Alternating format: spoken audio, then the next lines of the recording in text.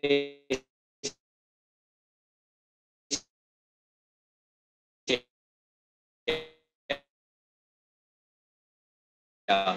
mengaku bertumpah dari bangsa yang satu, bangsa Indonesia. Kami, putra dan putri Indonesia, menjunjung bahasa persatuan bahasa Indonesia. Sumpah Pemuda terlahir dari semangat juang yang tak kenal lelah. Terkenang sebagai sumber gairah. Peristiwa yang menjadi catatan emas sejarah demi menghadapi tantangan maupun ancaman kebangsaan yang kian hari kian merekah. Setidaknya 4 pelajaran penting dari momentum 1928. Pelajaran yang sudah seharusnya senantiasa ditanamkan pada generasi penerus bangsa di masa depan. Pertama, Sumpah Pemuda adalah pelajaran tentang spirit kepeloporan pemuda dalam membangun konsensus kebangsaan. Kedua, Sumpah Pemuda adalah bentuk tekad pemuda untuk membangun apa yang disebut sebagai karakter dan identitas kolektif sebagai bangsa. Ketiga, Sumpah Pemuda 1928 membuka jalan bagi kemerdekaan Indonesia dalam membangun fondasi negara bangsa.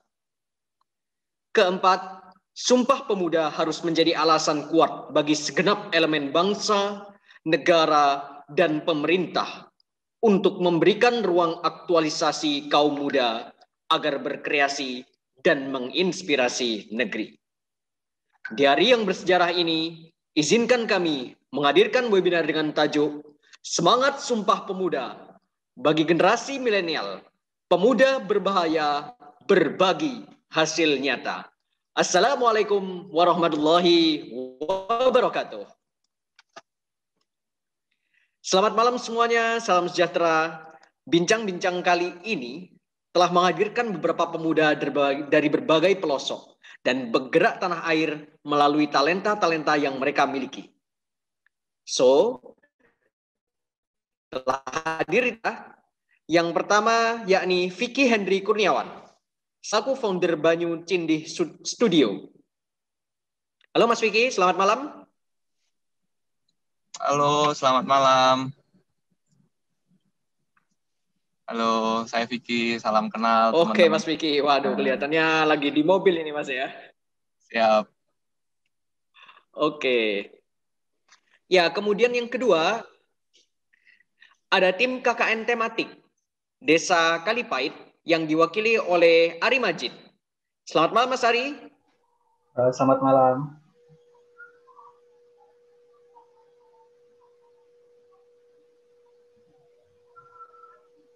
Oke. Kemudian yang ketiga, yakni dari perwakilan komunitas Youth ID yang diwakili oleh Mas Farhan Altidi. Selamat malam Mas Farhan. Selamat malam Mas.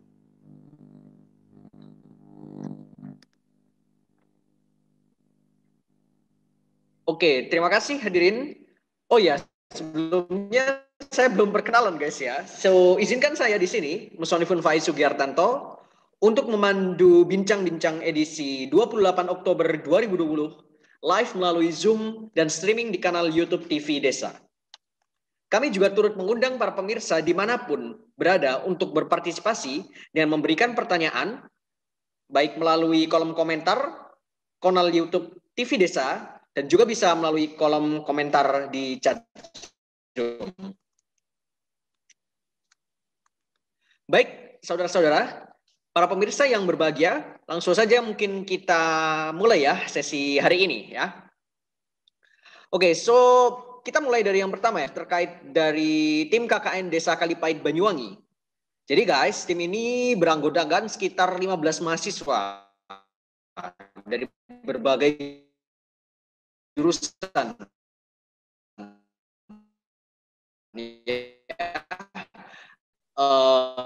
Ada kimia, matematika,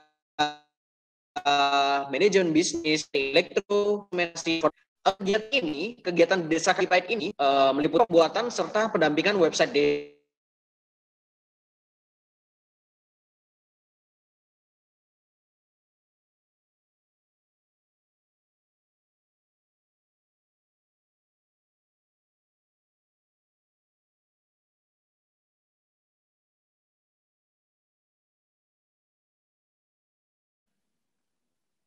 Oke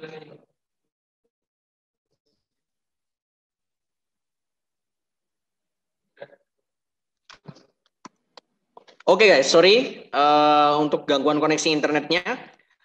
So ya, bicara soal KKN ini, ya jadi ini merupakan sesuatu yang menarik ya. Walaupun di Banyuwangi ya, saya harap ini bukan KKN Desa Penari guys ya. Jadi ini tentu saja ini tim KKN yang berbeda ya. Saya rasa ini lebih menarik. So mungkin daripada teman-teman berbingung ya, daripada nanti pemirsa di sini pada suudon ya, apa jangan-jangan mereka KKN-nya menampilkan tarian-tarian ya, karena ini di Banyuwangi ya.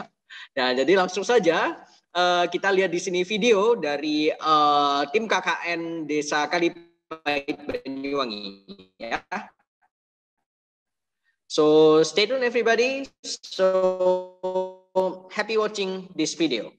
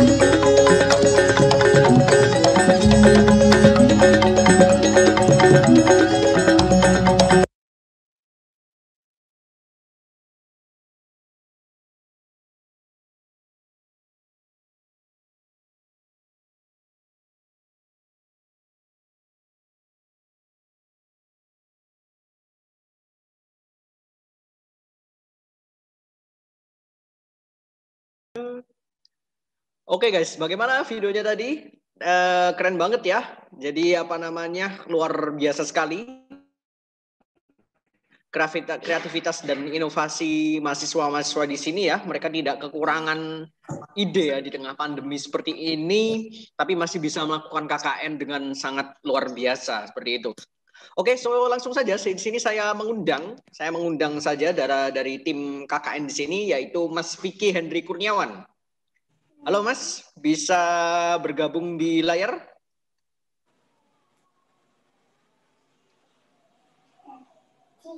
Baik, sebentar. Sorry, Mas Ari Majid. Ya, Mas Ari Majid. Iya, Pak. Dari tim KKN? Iya. Oke, ya. Selamat malam Mas Ari. Selamat malam. Oke, bagaimana Mas kabarnya Mas? Alhamdulillah baik.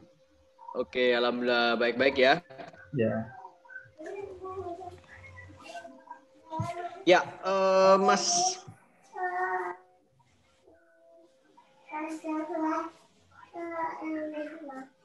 Mau nanya-nanya nih Mas, KKN di Desa Kalipait Mas.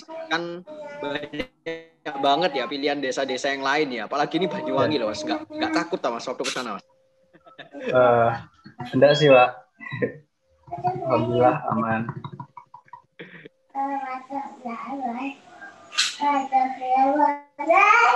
Ya Pak, sebelumnya ini kami juga mau jadi kira-kira apa Mas PPT. waktu itu? Kenapa milih Desa Kalipait? Oke, boleh Mas. Ya. Monggo, silakan bisa share screen-nya.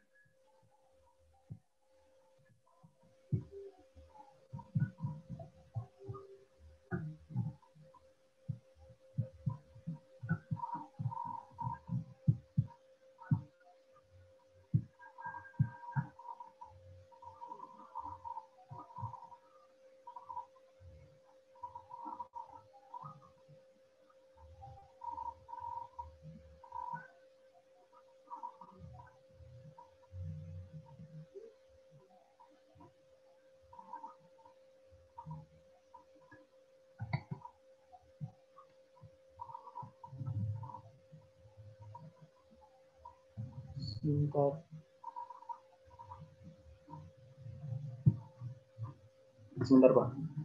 Error.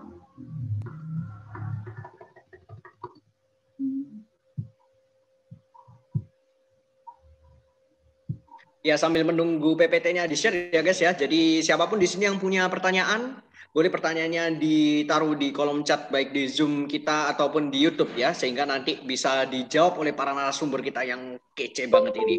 Oke, silakan Mas, boleh dipresentasikan.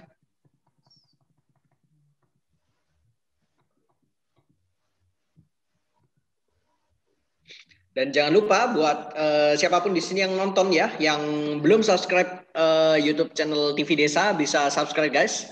Nyalakan juga notifikasinya, so teman-teman nanti akan dapat notifikasi ya kalau kita ada video baru. Oke, silakan Mas Ari, monggo bisa dipresentasikan. Oke, Assalamualaikum warahmatullahi wabarakatuh. Selamat malam teman-teman, Bapak, dan semuanya. Perkenalkan, nama saya Ari Majid Haji dari Departemen Teknik Elektro Angkatan 2018 Institut Teknologi 10 November Surabaya yang melaksanakan KKN di Desa Kalipait. Saat ini saya juga sebenarnya ditemanin oleh teman saya satu lagi namanya Muhammad Habibur Rahman. Mas Habib mungkin bisa berkenalan. Ya, halo Bapak Ibu semuanya. Perkenalkan, saya Habib selaku partner dari Mas Ari Majid Sonaji di tim KKN.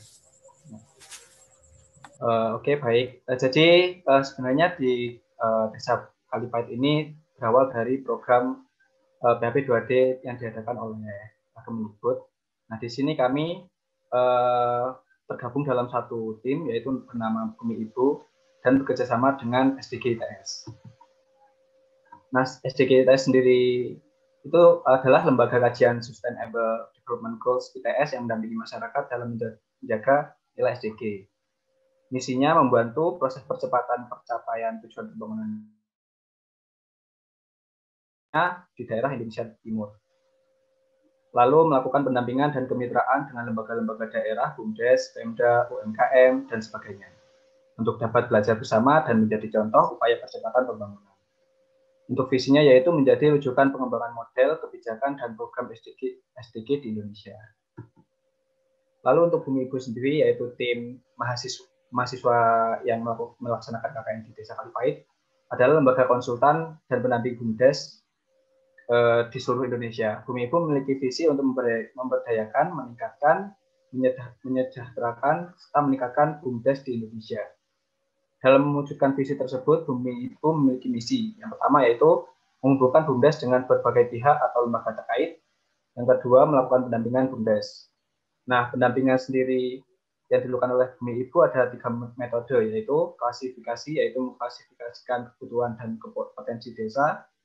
Lalu ada mentoring, melakukan bimbingan, penyuluhan, dan pendampingan BUMDes. Lalu ada monitoring dan evaluasi, yaitu melakukan pemantauan dan evaluasi terkait perkembangan BUMDes setelah dilaksanakan program. Ini profil dari Bumi Ibu sendiri. Nah, KKN saat ini yang kami lakukan yaitu di Desa Kalipait. Kalipait adalah salah satu desa di Kecamatan Tegal Bimo, Kabupaten Banyuwangi. Kalipait memiliki luas lahan pertanian yang luas dengan 3 komoditas utama, yaitu ada buah naga, jeruk nipis, dan jeruk siam. Tetapi masih banyak yang belum memenuhi standar. Sehingga dari permasalahan tersebut, tim Bumi Ibu ITS bersama SDG ITS bekerja sama dalam pembuatan program BUMDes sebagai koordinator produk olahan jeruk nipis. Nah, di saat KKN bulan Agustus kemarin, ini adalah program-program yang kami laksanakan. Nah, yang pertama yaitu financial literasi atau pelatihan manajemen BUMDes yang akan dijelaskan oleh Mas Habib. Silakan Mas Habib. Baik, terima kasih Mas Sony ya. Jadi saya Habib di sini Bapak Ibu. Jadi untuk finansial literasi itu di sini kami ada 2 bagian, yaitu ada bagian yang perihal finansial pribadi dan juga finansial organisasi. Kenapa ini perlu? Karena di Desa Kalipait sendiri BUMDesnya itu masih cenderung baru, yaitu belum menuju umur 7 bulan untuk BUMDes Renville di Desa Kalipait. Oleh karena itu kami berinisiatif untuk melakukan finansial literasi berupa pelatihan tentang keuangan organisasi maupun pribadi. Karena yang kami tahu dan menurut survei kami, rata-rata penduduk di Desa Kalipait itu menggunakan pengelolaan keuangan secara pribadi. Jadi semisal ada uang masuk sekian, ya udah nanti belum direncanakan dengan baik. Gimana uang ini harus diapakan, harus buat apa, harus diinvestasikan atau tidak, itu belum. Makanya di financial literasi ini kami selain finansial organisasi perihal pembukuan dan pengaturan keuangan organisasi BUMDes, kami juga membantu perihal pelatihan gimana sih biar warga masyarakat Kalipait ini bisa lebih mudah untuk mengatur keuangannya. Seperti itu. Dalam financial literasi ini kami juga sampai bekerja sama dan mendatangkan salah satu dosen pembimbing kami, yaitu Ibu Putih Sinansari dari Departemen Manajemen Bisnis untuk memberikan pelatihan secara langsung dan live di Balai Desa Kalipait selama 3 hari. Mungkin itu aja yang bisa saya sampaikan, Mas Sony. Kembali lagi kepada Mas Sony, monggo. Terima kasih Mas Habib. Nah, lalu untuk yang kedua yaitu pembuatan dan pendampingan website BUMDes. Jadi dari tim KKN ITS sendiri, kami membuatkan website untuk BUMDes Renville di Desa Kalipait ini. Dan saat ini juga sudah melaksanakan pelatihan untuk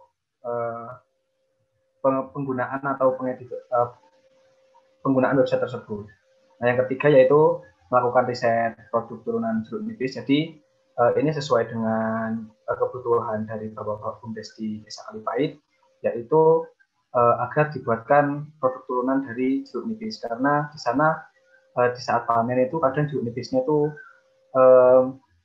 sangat banyak produksinya, maka dibuatkan untuk produk turunannya. Yang keempat yaitu pelatihan pembuatan turunan jeruk nipis tadi. Yang kelima yaitu perencanaan mitra. Mitra ini nanti agar dari produk BUMDes tersebut bisa dipasarkan secara kontinu. Nah, yang keenam yaitu launching program. Nah, ini 3 dosen pembimbing kami, yaitu ada Bu Nindi, ada Bu Janti, dan juga Bu Putri. Ini sedikit foto. Yang kiri ini foto di saat kami berdiskusi dengan BUMDes masalah pembuatan website, nanti konsepnya seperti bagaimana. Untuk foto yang kanan atas ini di saat Bu Putri datang langsung ke Desa Kalipait Banyuwangi melaksanakan pelatihan finansial literasi bagi penduduk Desa Kalipait. Yang kanan bawah ini di saat salah satu tim dari kami melakukan pelatihan untuk penggunaan website kepada pihak BUMDes Desa Kalipait. Seperti itu. Terima kasih.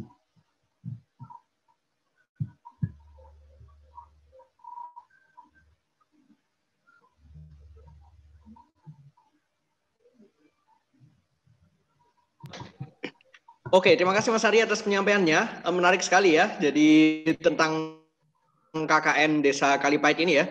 Produknya jeruk nipis Mas ya. Berarti ya. Oke ya, menarik ya. Apalagi cocok ini buat saya yang lagi sariawan ini Mas ya. Oke, so saya punya beberapa pertanyaan di sini ya. Jadi kira-kira kenapa Mas kok milih KKN di Desa Kalipait nih? Kira-kira apa memang dari awal sudah survei di situ gitu kan ya? Atau mau sekalian mampir ke Desa Penari? Atau mungkin punya alasan apa ini kira-kira Mas? Oh ya, baik Pak. Jadi alasan pertama yaitu memang kami sebelumnya ini Desa Kalipait ini sebelumnya yaitu kami mengikuti lomba kompetisi bisnis nasional dan kebetulan kami memilihnya sudah survei di Desa Kalipait Banyuwangi, Kaltimo. Nah, lalu salah satu dosen pembimbing kami itu bilang bahwa kegiatan pengabdian masyarakat kalian di desa ini bisa dijadikan KKN juga. Makanya kami memutuskan untuk sekalian melakukan KKN di desa tersebut. Oke. So berarti ini sudah pernah diikutkan ini ya nanti setelah jeruk nipisnya jadi nanti jadi kali manis Mas ya, bukan kali pahit lagi. Karena ada jeruknya. Oke.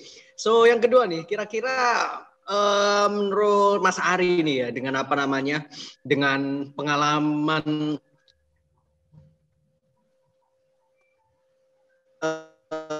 pengabdian masyarakat di sana nih, kira-kira punya semangat apa nih yang perlu dibagikan untuk anak-anak muda generasi milenial nih? Mungkin ya generasi sekarang kan mungkin nggak terlalu tertarik TikTok ya daripada harus terjun ke desa itu. Nah kira-kira dari KKN kemarin tuh apa nih kira-kira nilai yang didapat yang perlu dimiliki oleh generasi milenial sekarang? Oke, baik. Terima kasih Pak. Jadi menurut saya kalau untuk teman-teman generasi milenial, generasi saya saat ini ya gimana ya? Teman-teman tuh semuanya tuh harus tahu kalau masyarakat desa itu sebenarnya desa-desa itu masih banyak, terutama di daerah 3T mungkin itu masih sangat tertinggal dari segi SDM dan pengetahuan tentang teknologi. Contoh saja waktu kami berada di Desa Kalipait kemarin, di saat melakukan pelatihan finansial literasi menggunakan Zoom itu kami harus benar-benar mendampingi bapak-bapaknya untuk melakukan pelatihan tersebut menggunakan aplikasi Zoom. Oke, so menarik sekali ya memang kita harus punya semangat ini ya. Terus ini Mas, kira-kira kemarin of course punya ini ya pasti punya tantangan ya selama di sana itu pasti ya adalah tantangannya ya. Nah kira-kira kemarin tuh tantangannya apa nih yang paling mungkin paling terkenang sampai nah kira-kira apa nih tantangannya selama KKN kemarin di Desa Kalipait itu? Untuk tantangannya sendiri yang pertama kami belum kebanyakan dari kami belum memiliki skill untuk langsung berbincang dengan masyarakat desa sana. Jadi di saat kita kami jadinya agak kesulitan untuk menyampaikan program kami kepada warga di sana, dan agar warga-warga tersebut menerima program dari kami untuk dijalankan seperti itu. Terus lalu karena di sana juga kekurangan SDM tentang teknologi, jadi di saat kami melaksanakan pelatihan website, menjelaskan tentang bagaimana cara mengoperasikan website, kami juga mengalami banyak kesulitan karena warga desa di sana juga belum terlalu mengerti tentang teknologi seperti website dan internet seperti itu. Oke, so far berarti soal ini ya, yang pertama adalah soal penerimaan warganya sana ya, mungkin butuh effort untuk sosialisasi, dan yang kedua tadi soal ini ya, soal skill IT. Oke, so ya setelah melaksanakan ini nih, setelah melaksanakan KKN ini kira-kira ekspektasinya apa nih, harapannya ya, kira-kira harapannya buat masyarakat di sana apa nih setelah sekarang programnya selesai? Ya. Jadi ya harapan kami semoga pelatihan-pelatihan yang sudah dilaksanakan kemarin, program-program bisa diimplementasikan oleh warga, dan khususnya bagi pengurus BUMDes Penfil Desa Kalipait, lalu juga agar digitalisasi di Desa Kalipait juga semakin meningkat dengan adanya website. Terus juga apalagi kemarin kami juga sempat membantu pendaftaran warga desa untuk mendaftarkan prakerja, dan alhamdulillah juga banyak warga yang sudah lolos untuk mendapatkan dana dari prakerja tersebut. Semoga bisa membantu untuk meningkatkan kualitas warga desa di Desa Kalipait. Seperti itu. Oke, Masya Allah, mulia sekali ya membantu mendaftar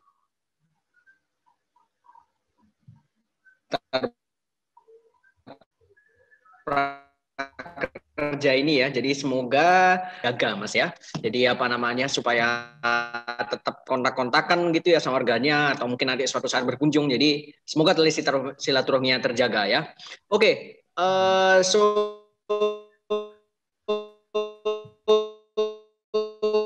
terima kasih banget Mas udah narasumber yang lain di sini yang tidak kalah kerennya.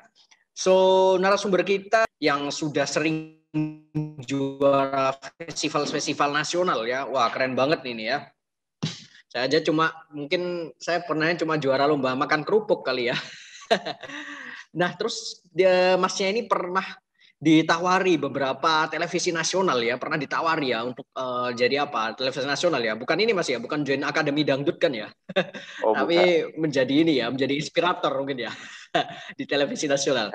Namun guys, tapi ternyata dia lebih memilih pulang ke desanya, kembali ke desa gitu kan ya, di kaki Gunung Ijen ya, bayangin kan ya, udah Gunung Ijen lagi, Ijen kan sendirian ya, baliknya sendiri Mas ya. Terus di sana akhirnya Masnya ini ternyata memilih memberdayakan pemuda-pemuda di sana gitu kan ya, untuk bikin ya kegiatan yang kira-kira mengangkat tema-tema sosial di budaya Banyuwangi. So langsung saja kita undang di sini Mas Vicky Henry Kurniawan selaku dari Banyu Cindi Studio. Selamat malam Mas Vicky. Oke, selamat malam Mas. Ya. Selamat malam. Sehat Mas ya? Oke, alhamdulillah sehat. Oke, ini sangat mengusung tema desa sekali ya. Ini kenapa backgroundnya Mas Ari sama Mas Vicky ini sama-sama hijaunya ini ya, hijau-hijau ini ya. Iya itu, sama ini. Oh, apa karena ini Surabaya ya, asli Surabaya. Oke, coba background saya aja nggak hijau, ini apa ini malah studio palsu. Oke, so ya boleh Mas Vicky bisa sebelum kita mungkin nanti mendengar ini ya cicat lebih jauh, mungkin bisa diputarkan nih salah satu video karya dari Mas Vicky ini seperti apa. Monggo Mas. Siap. Hai, namaku Reno. Aku tinggal di sebuah desa yang biasanya orang-orang bilang Desa Taman Sari, tapi aku menyebutnya surga. Setiap pagi, inilah aktivitasku. Bersekolah, belajar, dan bermain. Sama seperti anak-anak lainnya, yang berbeda adalah Desaku adalah tempatku bermain dan belajar. Gak percaya? Ini keluargaku. Ayahku adalah seorang penambang. Setiap subuh, dia berangkat bersama kawan-kawannya ke Kawah Ijen. Tempat yang sangat cantik itu adalah bagian dari desaku. Hampir setiap hari, aku melihat turis dari mancanegara di desaku untuk mengunjungi Kawah Ijen. Beberapa juga ada yang tinggal di homestay milik warga kami. Dan senangnya, aku bisa belajar bahasa Inggris dengan mereka. Ini ibuku, dia bekerja sebagai petani. Dia bekerja di ladang orang setiap hari. Kadang di hari Minggu pagi, aku menemaninya. Ya, ayah dan ibuku bukan orang yang kaya, tapi kami tidak pernah merasa kekurangan. Karena di desaku, kami memiliki apa yang kami butuhkan. Di pekarangan kami dikelilingi tanaman sayuran. Di desa kami juga ada tambak ikan yang dibudidaya oleh warga. Jadi, aku tetap bisa makan ikan meski desa kami jauh dari laut. Yang spesial dari desaku, kami memiliki sejuta pohon kopi. Ada pohon kopi di mana-mana. Kopi di desaku sudah menjadi bagian hidup sehari-hari. Semua orang punya pohon kopi. Semua orang meminum kopi. How do you say nice coffee bahasa Indonesia? Kopinya enak. Kopinya enak ya. Setiap hari Jumat, aku sering ikut Pak Deku ke kantor BUMDes. Dia sering membawa biji-biji kopi dan dijual di sana. Tidak hanya biji kopi, banyak juga orang-orang yang menjual hasil tanam mereka ke BUMDes. Bagi kami, bermain adalah ketika kita bisa bergerak bebas dan melakukan apa saja yang kami suka. Hidup di desa, hidup dengan sederhana membuatku bisa lebih bersyukur karena kami memiliki segalanya. Taman bermain, kelas yang menyenangkan, dan orang-orang yang bahagia.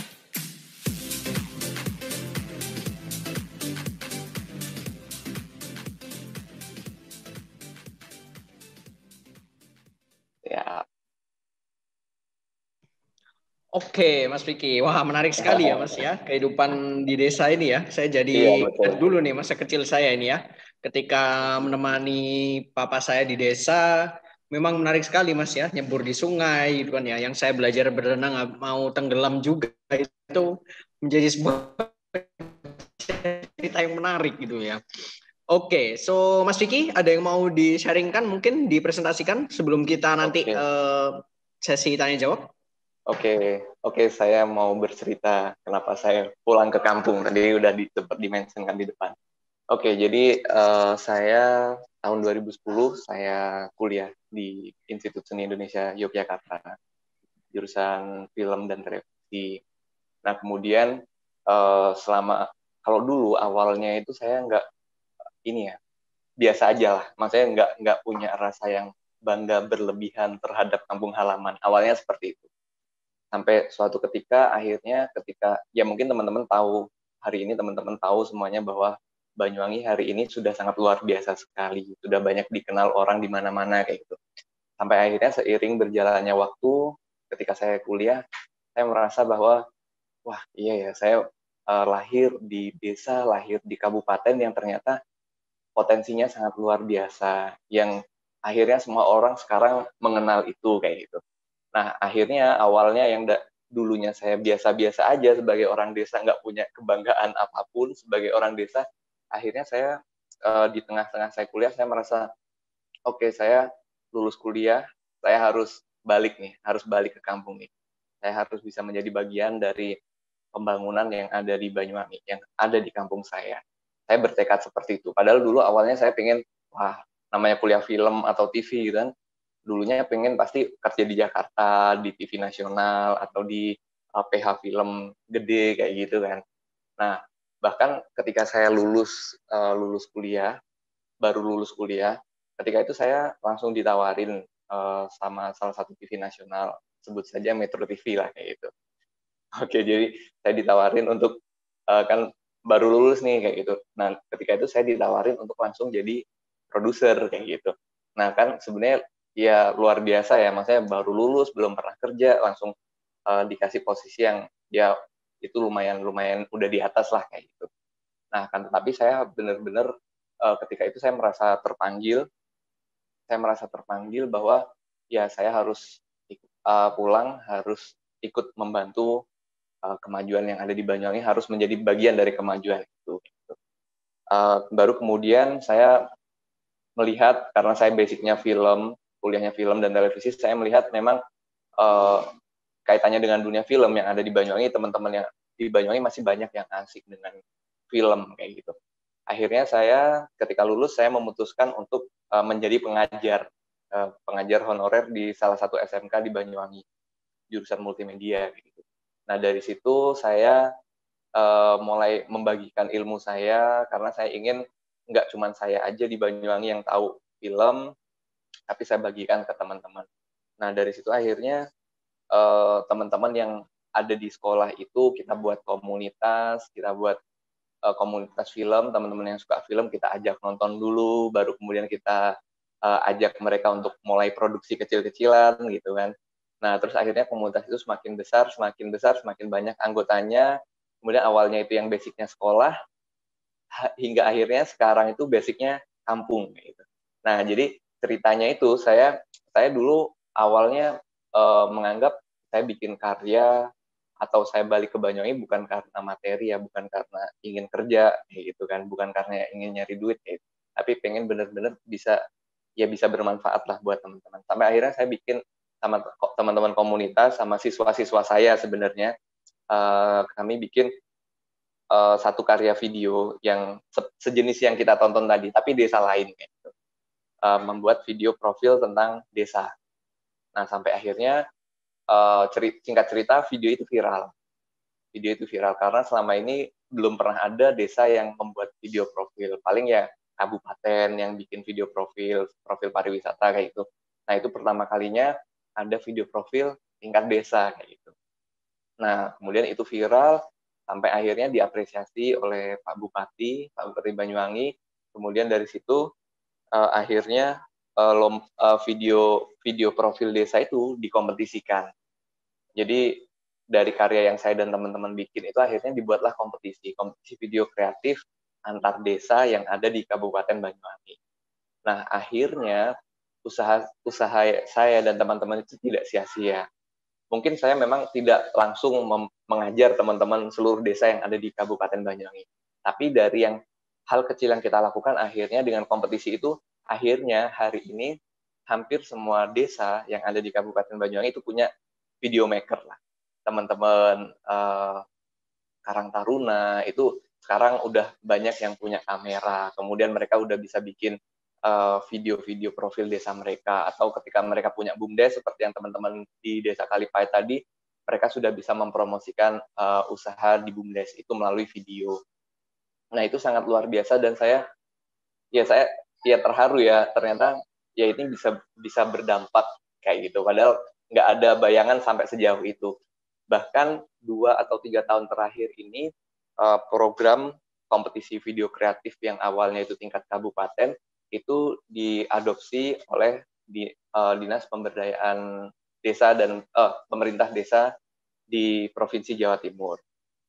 Artinya adalah tidak hanya berhenti di Banyuwangi, artinya pembuatan video profil desa yang dibuat oleh teman-teman desa itu sendiri sekarang bukan hanya di Banyuwangi, tapi teman-teman se-Jawa Timur itu sekarang sudah teman-teman di desa-desa se-Jawa Timur udah mulai bisa bikin video profil desanya masing-masing.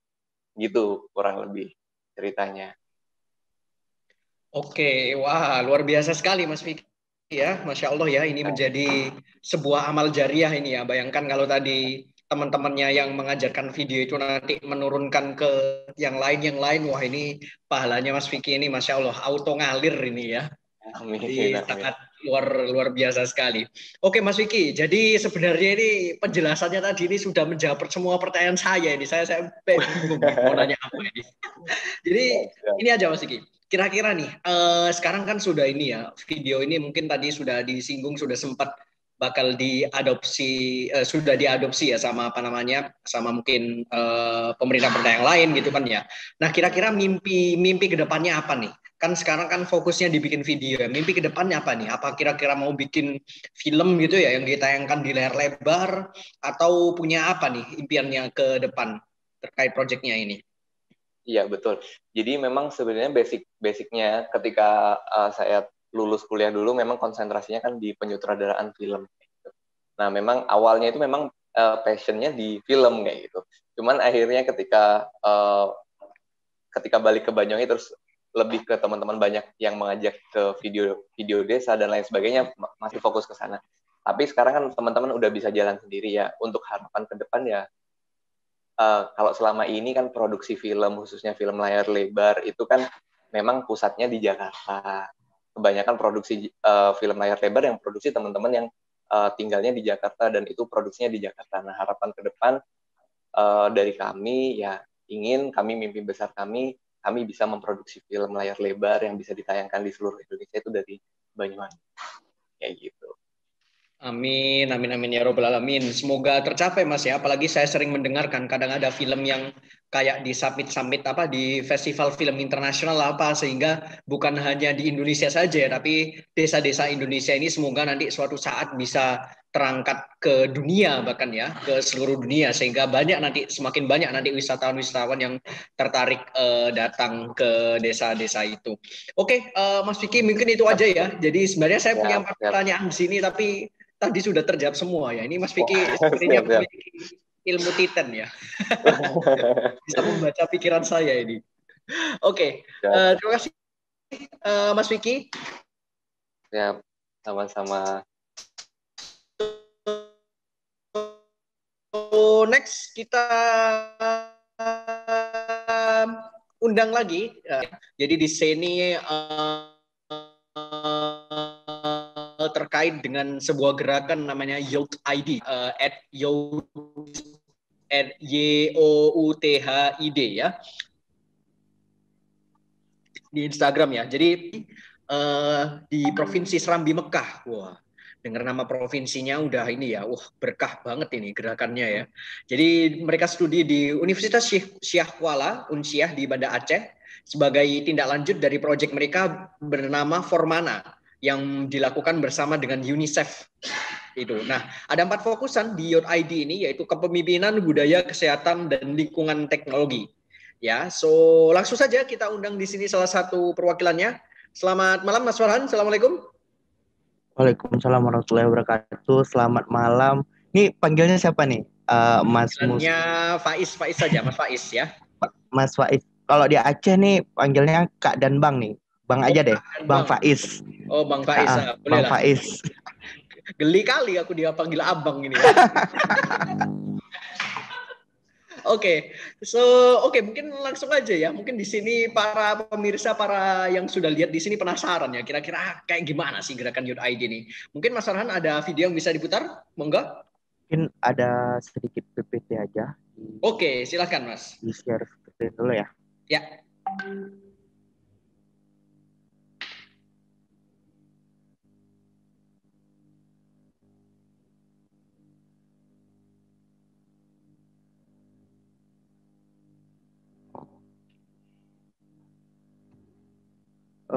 Assalamualaikum warahmatullahi wabarakatuh. Selamat malam semuanya. Saya Farhan Atiri Daifullah, salah satu founder dari Your ID, Yayasan Suara Aksi Orang Muda yang berlokasi di Aceh. Jadi Your ID ini merupakan yayasan yang dibentuk oleh sekelompok anak muda yang berkonsentrasi pada peningkatan kapasitas dan kualitas hidup anak muda pada era digital, mengadvokasi pemenuhan hak-hak anak muda dan mendukung partisipasi aktif anak muda pada setiap isu sosial dan pembangunan berkelanjutan. Jadi sebelum jadi Youth ID ini ada river of life-nya nih. Jadi yang pertama itu pada tahun 2016 saya dan beberapa kawan saya tergabung di fasilitator Forum Anak, yaitu fasilitator Forum Anak Tanah Rencong di Aceh di bawah Dinas Pemberdayaan Perempuan dan Anak. Nah, ketika kami bergabung di situ, kami melihat banyak sekali kasus-kasus tindak kekerasan terhadap anak, tindak kekerasan terhadap orang-orang muda, dan banyak kasus-kasus yang tidak tersentuh gitu. Dan di dalam forum anak ini kan ada peraturan-peraturan atau ada cara-cara yang tidak bisa kami lakukan, sehingga kami membentuk sebuah organisasi baru sendiri yang bernama Millennials Empowerment pada tahun 2018. Nah, awalnya Millennials Empowerment ini berfokus pada untuk mengenai memberantas tindak kekerasan seksual dan HKSR, yang mana kasus ini banyak sekali terdapat di Aceh, bahkan nggak menguap kayak gitu, kayak gunung es yang di luarnya nggak nampak, tapi sebenarnya kalau kita terjun ke lapangan itu banyak sekali. Nah, kami awalnya fokus ke situ, bagaimana kami melatih anak-anak muda untuk bisa menjadi fasilitator dan kembali ke desanya masing-masing, sehingga ia bisa menyuarakan atau melakukan advokasi kepada masyarakat, kepada pemerintah daerahnya, kepada pemerintah desanya, pemerintah kabupatennya, sehingga tindak kekerasan ini dapat diberantas. Kemudian pada tahun 2020, pada awal-awal pandemi seperti itu, kami dihubungi oleh pihak UNICEF. Pihak UNICEF melihat gerakan kami sebelumnya dan kayak merasa tertarik untuk ngajak kerjasama, yuk kita buat suatu kegiatan nih untuk selama pandemi. Nah, kami berpikir kalau hanya sebuah kegiatan ini kayak sia-sia aja kalau sebuah kegiatan. Gimana kalau kita membuat sebuah organisasi? Nah, kami buatlah sebuah organisasi yang namanya Aceh Youth Action. Aceh Youth Action ini lebih berfokus kepada isu-isu psikososial selama pandemi, mental healthy, dan lain-lainnya. Kemudian dengan dibantu oleh UNICEF, oleh beberapa LSM di Aceh, juga membantu kegiatan-kegiatan Aceh Action yang sebenarnya kontraknya kalau kontrak dengan UNICEF-nya itu sampai Desember, tapi karena ini udah menjadi sebuah organisasi, jadi bisa berdampak untuk atau keberlanjutannya itu lebih jelas. Dan cita-cita kami adalah membuat suatu wadah bagi anak muda untuk dapat berkolaborasi bersama, untuk dapat melakukan kegiatan-kegiatan bersama. Maka kami terpikir nih, gimana kita bisa membuat wadah tersebut. Jadi pas sekali hari ini tadi pagi sekalian memperingati kegiatan Sumpah Pemuda, tadi pagi di Hotel Kriyat kami launching sebuah yayasan suara dan aksi orang muda yang kami beri nama Your ID. Nah, ada beberapa kegiatan yang pernah kami lakukan. Yang pertama adalah kami ada desa binaan di Perumnas Ujung Bate Permai. Ini merupakan desa binaan yang banyak sekali kasus-kasus berbagai hal seperti itu. Dan kami coba mengadvokasi di sana, kami coba melakukan kegiatan-kegiatan positif dengan mengajak berbagai organisasi dan gerakan-gerakan di Aceh.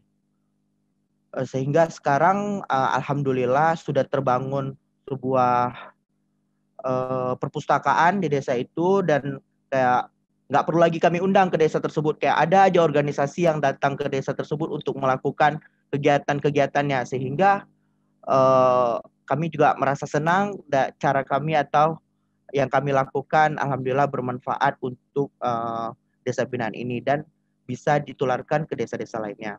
Kemudian kami ada kegiatan suara dan aksi orang muda untuk bullying. Bagaimana ini fokus tentang bully. Kemudian Educamp. Educamp ini fokus tentang HKSR, mengubah tabu menjadi tahu. Jadi hal-hal yang menurut kita tabu itu kayak perempuan nggak boleh keluar malam, atau perempuan lama nggak nikah nanti disebut mati plat atau apa, hal-hal tabu seperti itu kita harus tahu gitu. Itulah di Educamp itu kita mengajarkan itu kepada fasilitator. Dan kemudian ada Aceh Green Camp. Dan yang keempat ada Together Matching. Ini kayak bagaimana kami membantu korban-korban yang korban-korban perekonomian seperti itu kan, kayak perempuan-perempuan yang nikah muda. Kemudian itu kan kami lihat nih akar permasalahannya apa. Ternyata akar permasalahannya adalah ekonomi. Nah, di sini Together Make Change ini kami mengajak orang-orang yang mempunyai kelebihan dana atau kemampuan dana seperti itu untuk sama-sama kita memberikan seperti bantuan untuk pendanaan usaha dan melakukan kegiatan-kegiatan supaya usahanya tersebut dapat membantu perekonomiannya. Dan yang terakhir adalah Aceh Action yang program bersama dengan UNICEF dan beberapa LSM di Aceh itu tentang psikososial. Ini berapa foto kegiatan yang pernah kami lakukan. Nah, kami juga ada beberapa prestasi. Yang pertama ada Youth Health Forum Award dari Kemitraan Australia Indonesia untuk kesetaraan gender dan pemberdayaan perempuan. Kemudian ada International Course of Leadership for Community Health and Development 2021 di Jepang. Jadi kita lihat bahwa komunitas anak muda juga dapat bersuara, nggak kalah dengan komunitas-komunitas yang udah lama, komunitas-komunitas yang digerakkan oleh orang-orang yang merasa lebih tahu, lebih berpengalaman. Yang membedakan anak muda dengan orang tua itu, dosen saya pernah bilang, yang membedakan orang tua dengan anak muda ialah orang tua pernah muda, tapi orang muda belum tentu nanti merasakan hari tua. Mungkin itu aja. Terima kasih. Terima kasih kembali kepada Bang Faiz.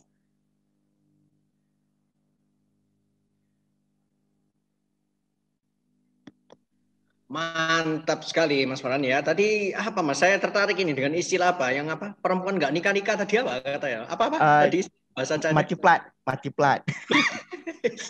Saya ngakak tadi. Mati plat. Jadi kayak ada istilah. Cowok yang nggak nikah-nikah apa Mas? Jarang sih, nggak ada sebutan-sebutan kayak gitu. Soalnya lebih sering perempuan gitu kan. Wah ya, untung aja nggak ada ya. Soalnya kalau ada kan secara tidak langsung nyindir saya ini nanti. Ya, oke Mas. So anyway, gerakannya keren banget ya. Sampai tadi UNICEF ini mencari-cari ya. Berarti ini kan merupakan gerakan yang sesuatu banget ini ya. Nah, ini saya penasaran nih tentunya kan bikin gerakan di tengah pandemi ini mungkin kan tidak ini ya, tentu aja banyak tantangannya. Nah, kira-kira selama bikin gerakan ini apalagi tadi banyak sekali ya sebenarnya, dan walaupun sebenarnya gerakan ini sepertinya sudah lama Mas ya, dari 2016 tadi ya, kemudian berubah lagi nama 2018, kemudian berubah lagi di 2020 ini gitu kan ya. Nah, kira-kira nih Mas Farhan dan yang lainnya ya, co-founder ya, karena tadi bertiga ya. Nah, itu kira-kira selama pandemi ini menghadapi tantangan apa nih yang paling wow gitu loh ya? Mungkin sedikit saya luruskan dulu. Jadi nggak berubah nama, tapi kayak Aceh Action itu sebuah organisasi, kemudian Millennials itu tetap organisasi, tetap ada dua organisasi tersebut menjadi organisasi binaan dari Yayasan Suara Aksi Orang Muda atau YORID. Jadi nggak hilang, gerakannya masih ada, organisasinya masih ada dan masih berlanjut, cuma menjadi binaan dari YORID, Yayasan YORID. Nah, kalau kendala sendiri, kendala yang mungkin semua orang rasakan yaitu walaupun kita hidup di zaman, karena kan kalau pandemi ini kita memanfaatkan teknologi, cuma teknologi ini kadang-kadang gimana ya, bikin nggak sempurna juga. Walaupun orang bilang kita membantu manusia, cuma juga bisa bikin kesal, lebih bikin kesal daripada pacar dan perempuan. Jadi kadang-kadang kan lagi buat kegiatan melalui digital nih, jadi kadang koneksinya nggak bagus, apalagi kan ada kegiatan-kegiatan yang di desa masih banyak yang gaptek dengan teknologi, jadi harus ada orang yang membantu, harus ada yang mengarahkan. Mungkin itu sih kendalanya. Cuma kalau untuk kegiatan-kegiatan anak mudanya sendiri yang udah melek teknologi, yang udah ketika lahir nih udah disuguhin handphone, jadi kayak lebih terbiasa, dan mungkin kita harus terbiasa dengan hal-hal seperti itu. Dan kalau menurut saya ketika kita membangun suatu hal, ketika kita bangun itu udah susah nih, maka rubuhnya akan susah juga. Ketika kita bangunnya mudah, ketika tenarnya mudah, turunnya akan mudah juga, seperti itu. Oke, sip, menarik sekali Mas ya tadi. Berarti bisa dibilang YORID ini seperti apa? Seperti lembaga yang memayungi gerakan-gerakan itu tadi ya. Sekarang posisinya mungkin membantu yang gerakan-gerakan sebelumnya tadi itu Mas ya? Ya, seperti itu. Jadi kami juga sebenarnya bukan cuma 2 gerakan itu, jadi kami juga mengajak semua gerakan kayak kita bersama nih berkolaborasi anak muda, berelaborasi seperti itu. Nah, kalau kelebihan yang kami lihat, kelebihan dari Your ID atau lembaga-lembaga yang kami buat itu, kami berani untuk mengadvokasi pemerintah. Kadang ada nih organisasi anak muda, khususnya mungkin yang saya lihat di Aceh, ngapain kita masuk ke pemerintah? Kita aja susah tuh pemerintah, sulit, nanti birokrasinya rumit. Sedangkan kami berpikir lain. Itu hal yang harus kita lakukan karena pemerintah adalah orang yang mengambil kebijakan. Kita boleh bersuara, kita boleh melakukan apapun, namun ketika pemerintah membantu gerakan kita, maka hasilnya akan atau dampaknya akan lebih besar seperti itu.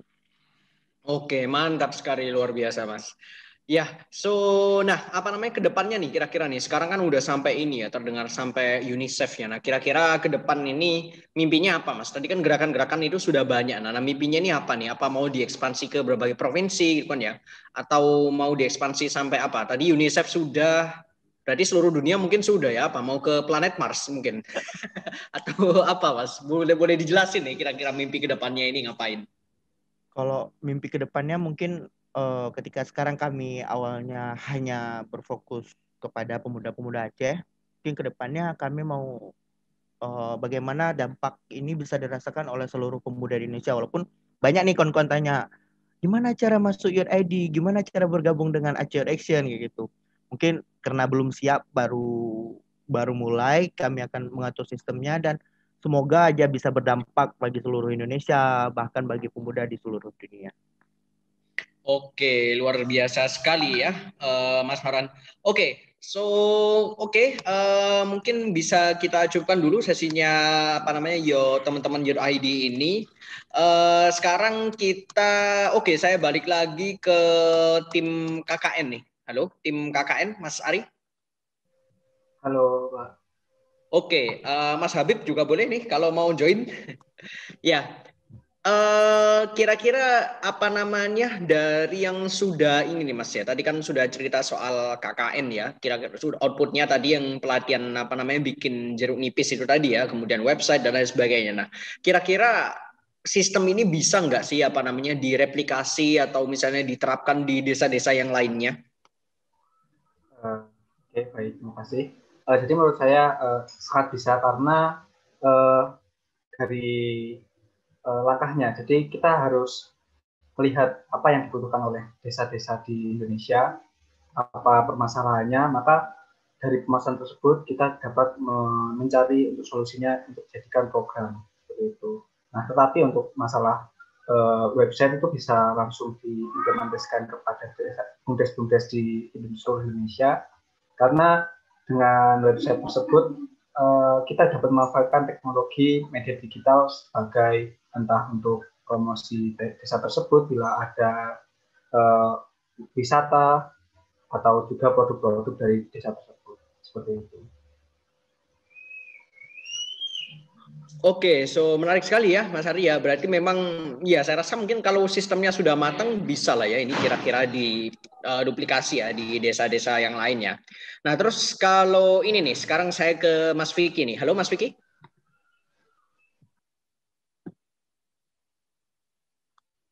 Mas Vicky, are you here? Oke, mungkin Mas Vicky mungkin masih ada gangguan ya. Kita balik lagi nih ke Mas Farhan nih. Nah, Mas Farhan, apa namanya? Tadi kan sebenarnya yang salah satu yang tertarik kan ini ya, teman-teman Your ID ini bisa bergerak untuk juga dalam mengadvokasi pemerintah ya.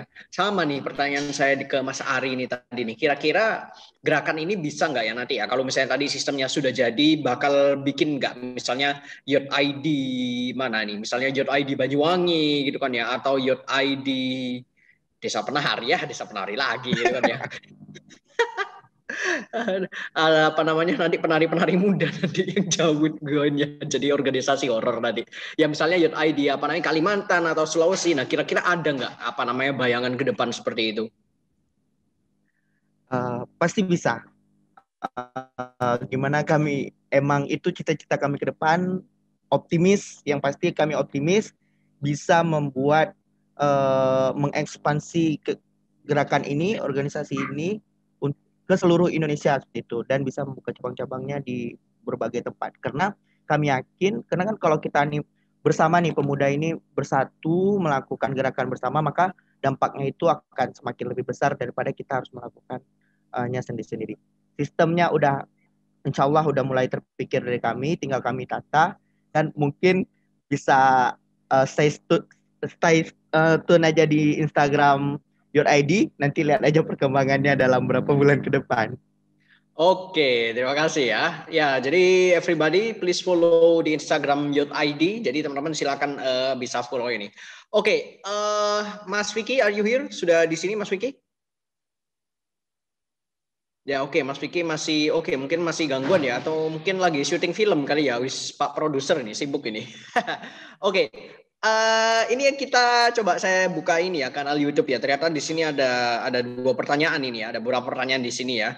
Wih, di sini apa nih? Pardi Geni Langit Poncol Magetan Jatim menyimak mengikuti. Wih, ini sudah bisa jadi cabangnya Youth ID nih Mas kayaknya ya. Poncol Magetan Jatim. Wih. Ini salah satu nama daerah ini ya. Ada juga dari mana ini? Wah, banyak sekali ya ternyata ya. Dan ternyata dari Bapak Darojat Kalipait hadir, Mas Son Haji. Wah, ternyata dari teman-teman Kalipait ternyata tidak mau ketinggalan ternyata ya. Oke, so kita langsung aja ke pertanyaan nih. Jadi ini ada pertanyaan ya. Dari Surabaya ini ya, dari Surabaya hadir. Oke, saya ingin bertanya ke semua narasumber ya, menurut rekan-rekan kualitas apa yang dimiliki masyarakat desa atau daerah yang tidak dimiliki masyarakat kota dan kaitannya untuk modal pengembangan dan kemajuan desa. Oke, bentar, pertanyaannya coba saya cerna dulu. Oke, kualitas yang dimiliki oleh masyarakat desa yang tidak dimiliki oleh masyarakat kota. Itu kira-kira apa? Terus gimana untuk itu sebagai modal untuk pengembangan dari kemajuan desa? Silakan mungkin boleh dari Mas Ari dulu nih mungkin yang mau menjawab. Oke, baik Pak.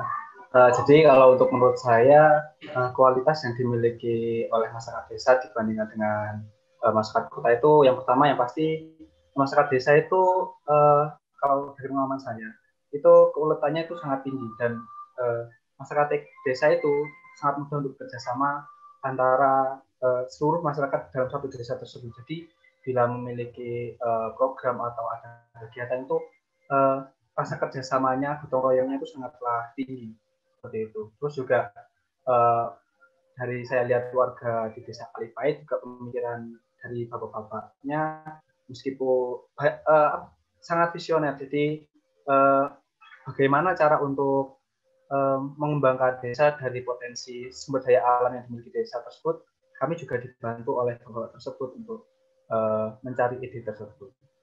Seperti itu. Oke ya, yang saya garis bahas ini masyarakat desa ini memang ulet-ulet ya. Memang beberapa teman saya, kemudian juga ketika saya pulang ya ke kampung halaman saya di Mojokerto sana, memang orangnya sangat ulet, sangat tulus gitu kan ya dalam membantu kita gitu kan ya. Dan masyarakatnya memang sangat gotong royong. Nah, sekarang kita lompat nih ke Pulau Sumatera nih, Mas Farhan nih. Kalau di Aceh nih, kira-kira apa Mas? Mungkin sama kayak Mas Ari tadi, yaitu kayak kalau masyarakat itu kebersamaannya lebih terasa, sedangkan kalau masyarakat kota kayak nafsi-nafsi bahkan tetangga samping rumah aja belum tentu kenal dan belum tentu disapa.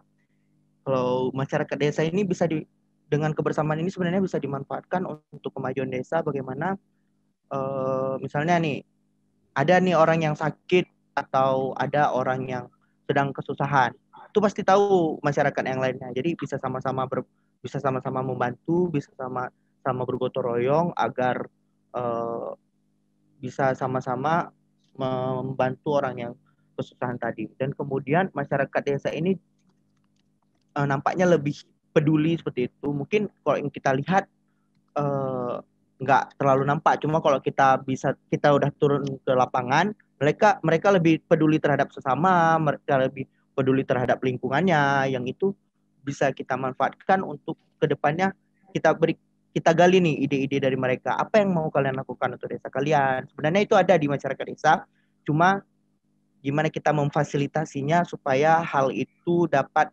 terakomodir dan dapat membantu berbagai sektor perkembangan berbagai sektor yang ada di desa. Oke, terima kasih. Ya, saya sepakat ya Mas Farhan ya. Kalau misalnya di kota itu kadang kita ya, jangan kan di kota ya, mungkin kadang kita di tetangga ya, mungkin kita kalau misalnya kos kadang ya teman satu kosan aja nggak semuanya hafal ya kita ya, seperti itu. Oke, so sekarang ke Mas Vicky. Mas Vicky sudah hadir kembali. Siap. Nah, oke, Mas Vicky, mungkin saya ulangi lagi ya pertanyaannya. Kira-kira Ya. kualitas apa nih yang menurut Mas Vicky ya? Karena Mas Vicky kan sudah terjun ke desa langsung ini. Kira-kira kualitas masyarakat desa apa yang tidak dimiliki oleh masyarakat kota? Dan kaitannya untuk modal pengembangan dari kemajuan desa itu seperti apa nih, Mas? Iya, terima kasih. Jadi kalau sampai hari ini yang saya rasakan yang benar-benar dimiliki masyarakat desa dan masih belum luntur itu gotong royongnya. Mungkin kalau teman-teman di kota mungkin udah sedikit berkurang ya kalau kita berbicara tentang gotong royong. Tapi kalau di desa gotong royong itu masih sangat kuat sekali. Bisa dibilang misal kita berbicara di Banyuwangi kita, misal di sektor pendidikan gitu kan.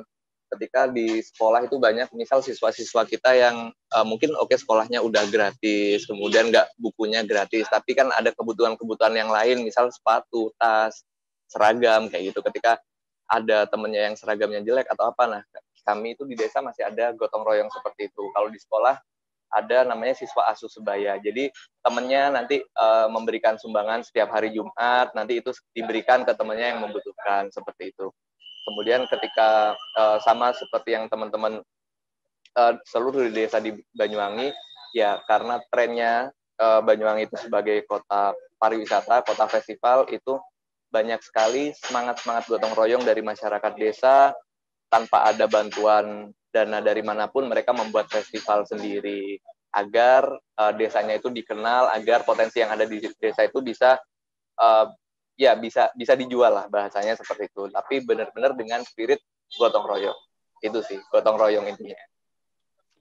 Oke, luar biasa sekali ya. Memang benar gotong royong di sini adalah karakteristik yang bisa dibilang tuh melekat ya di masyarakat desa. Saya masih ingat dulu ketika SD belajar PPKN dulu namanya, atau mungkin sekarang kewarganegaraan ya. Salah satu karakteristik masyarakat desa itu mereka suka gotong royong, dan itu ternyata masih ada dan semoga tetap berlangsung ya, tetap dilestarikan sampai di masa depan. Oke, so mungkin ada pertanyaan lagi. Nah, ini ada pertanyaan nih, menarik ini ya, terkait momentum Sumpah Pemuda sekarang ya.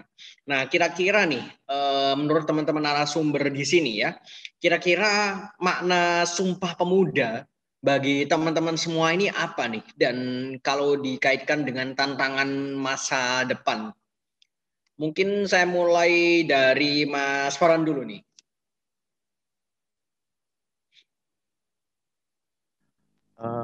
Kalau bagi saya, Sumpah Pemuda adalah bagaimana cara kita untuk bisa berdampak, atau bagaimana cara kita untuk bisa melakukan sesuatu untuk negeri.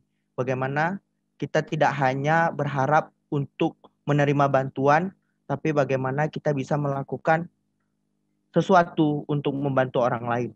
Bukan hanya memikirkan diri kita sendiri, bukan hanya memikirkan keluarga kita sendiri, karena ini bukan hanya tentang kita, ini bukan hanya tentang saya, tapi ini tentang kita semua. Itu aja, Bang. Oke, terima kasih ya. Terima kasih Mas Farhan ya. Menarik sekali ya, bukan tentang saya tapi tentang kita ya. Kayak gombalan aja, Mas. Oke, sekarang pindah nih, kita dari Sumatera kita pindah ke Mas Vicky nih. Kira-kira menurut Mas Vicky nih, apa makna Sumpah Pemuda bagi Mas Vicky nih? Iya, makna Sumpah Pemuda kalau bagi saya adalah teman-teman pemuda itu dapat menjadi bagian dari kemajuan dari daerahnya masing-masing secara kalau kita berbicara secara kewilayahan, dan nanti dengan cara masing-masing yang teman-teman miliki, dengan potensi teman-teman yang miliki, saya rasa teman-teman bisa menjadi bagian dari kemajuan daerahnya, dan itu nantinya pasti bisa menjadi bagian dari kemajuan yang ada di Indonesia. Jadi sebenarnya sebagai pemuda, lakukan aja apa yang kita bisa. Itu sih. Oke, terima kasih Mas Vicky atas insight-nya. Terakhir nih dari Mas Ari nih, kira-kira apa nih makna Sumpah Pemuda bagi Mas Ari? Bagi saya makna Sumpah Pemuda sendiri, bagaimana kita dapat sekarang memikirkan kembali, bukan memikirkan diri kita sendiri, tapi memikirkan negeri ini, dimulai dari desa, dari sub terkecil mungkin di sebuah negara ini, apa dampak kita nanti ke depannya di saat sudah mendapat sudah lulus dari perkuliahan, mungkin apa dampak untuk desa tersebut. Oke, terima kasih Mas Ari. Ya, saya rasa kita sudah di penghujung diskusi teman-teman ya. Jadi diskusi malam ini sangat bisa dibilang menarik sekali. Teman-teman ya, kita banyak belajar, termasuk saya sendiri pun ya. Saya sendiri banyak belajar dari Mas Vicky, dari Mas Ari, juga dari Mas Farhan ya. Bagaimana cara empowering masyarakat desa gitu kan ya. Bagaimana cara memberdayakan masyarakat desa, kemudian bagaimana cara menggerakkan dan istilahnya teman-teman ini akan menjadi, saya rasa akan menjadi seorang influencer ya, influencer yang mengajak orang-orang di kota, para orang-orang desa yang merantau untuk kembali, untuk membangun desanya kembali dan menjadi salah satu nanti harapannya pusat ekonomi, pusat pergerakan dari bangsa yang kita cintai ini. Ya, saya rasa kita sudah masuk ke sesi akhir diskusi. Jadi saya ucapkan terima kasih ya terhadap teman-teman Mas Ari, juga ya Mas Farhan dari Youth ID dan Mas Vicky juga atas kehadirannya malam ini.